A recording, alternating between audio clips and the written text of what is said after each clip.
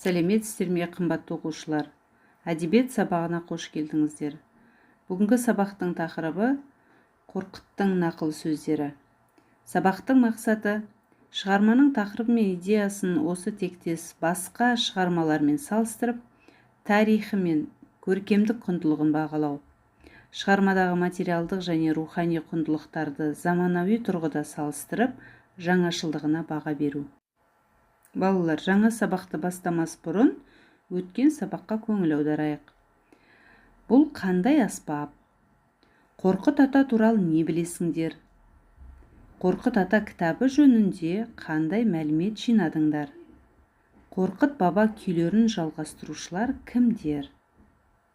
Сұраққа толық нақты жауап берді деп ойлаймын. Ал енді Қорқыттың нақыл сөздеріне кезек берейік. Қорқыттың нақыл сөздерін бірнеше топтарға бөлуге болады.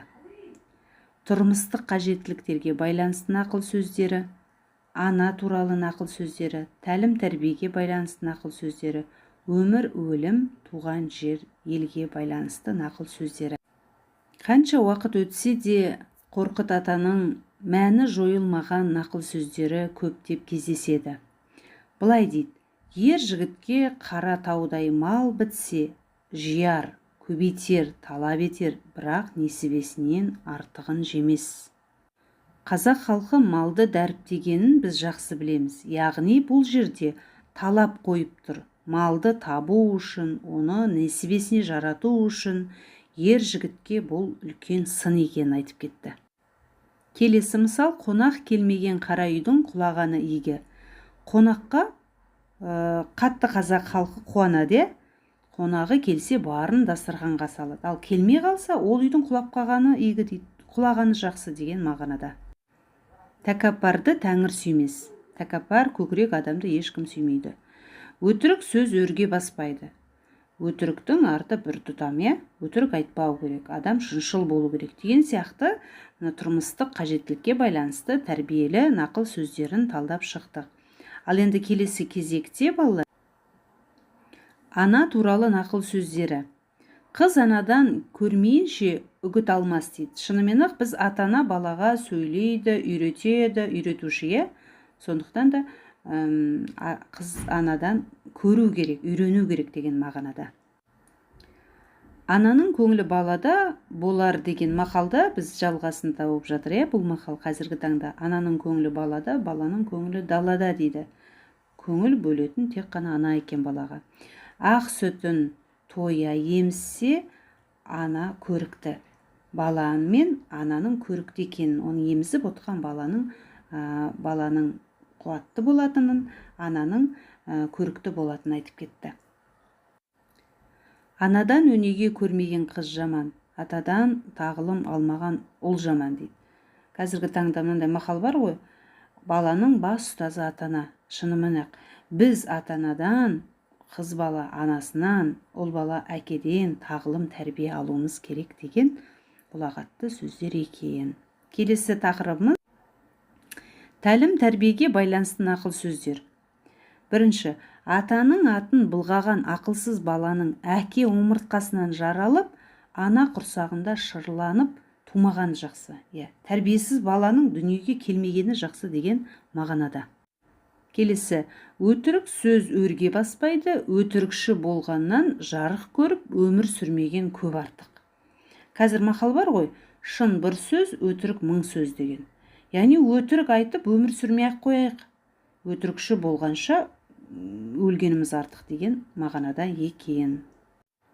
Ата даңғын шығарып, өзінің тегін қуған балаға ешкім жетпейді. Керемет сөз, яғни ата-ананы ұялтпай, тәрбиесін алып, тектілігін көрсеткен баланың жеткен мұратын айтып тұр. Ұяда не көрсең, ұшқанда соны ілерсің дегендей. Ал енді келесі тақырыбы өмір мен өлім туралы нақыл сөздері. Ажал уақытты жетпейінше ешкімде өлмес дейді. Ажалың келмейінше өлмейсің, өмір сүресің. Яғни ажалды да Алла алып келер деген мағынада. Тәңірі пендесінің маңдайына не жазса, сол болады дейді. Оның жазуынсыз адам жамандық көрмейді, ажал келіп өлмейді. Бұл енді тура мағынада маңдайына не жазған соны көресің. Өлім ажал келмейінше ешбір өлім болмайды. Жамандық келмейінше, жауыздық келмейінше жамандық болмайды деген мағынада. Өлімді тоқтатса, тек өнер ғана тоқтар деген мағынада. Өлім келгеннен кейін сенің өнерің де бірге өледі. Бірақ адам өлсе де, оның өнері өлмейді ғой, жалғасын табады деген мағынада. Келесі нақыл сөздердің тақырыбы туған жер елге арналған екен. Жер қадірін ел біледі, ел қадірін ер біледі деп. Көшпелі қазақтың жер қадірін білетіндігін, ел қадірін ер білетіндігін осындай үлкен ұлағатты сөзбен айтып өтті. Айтады ғой бізде ер елінде, гүл жерінде деп. Ер азамат елінің қадірін біледі. Опа-опа қар жауса да жазға жетпес, гүлді көгал күзге жетпес дейді ғой. Бұл жерде айтып өтті. Қанша қар жауса да көктем келгенде еріп кетеді. Қанша демі гүл гүлдесе де күз келгенде қурайды деген мағынада. Құлан құдыққа құласа, құрбақа құлағында ойнайды.